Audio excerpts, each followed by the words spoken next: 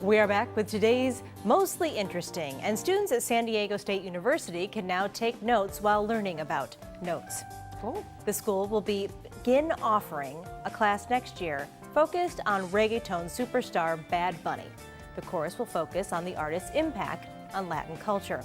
It will also cover how the Puerto Rican artist changed a music genre dominated by hyper-masculine themes into one that's more welcoming for all listeners.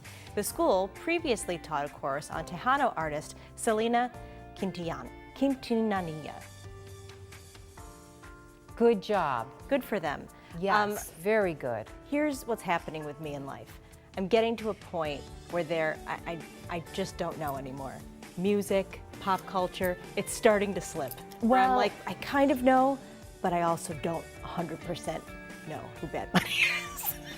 Well, it's a big boat, Kate, and I've got a seat in that boat. As I said to Kate earlier, I just really am not sure I know who Bad Bunny is. I don't really either, but I know who Bugs Bunny is. That's about it. We're so embarrassing. But at least we can be honest and we know it. But this is actually a trend, though, because there is another class, like there's more and more artists that are being incorporated into college classes, which I think is interesting. Well, and I'm all for inclusive, and it sounds like his music is more inclusive, Yes. if I got that right. Yes. So you go, Bad Bunny. We're excited. And I feel embarrassed, but Don't be embarrassed. I just have to let it wash over me. Yeah. I think it makes you smart to say, I don't know. I don't know, There but you I can learn, see? See? Very good. You're gonna learn something here. This is really interesting. Actually, this story just might plain old gross you out. Whatever. Good. Yeah. How many ants do you think are crawling on this earth right now, this very second? That's a lot. I don't know. You don't know?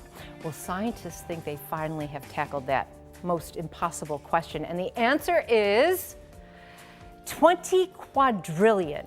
Good. 20 Great. quadrillion. Look at that.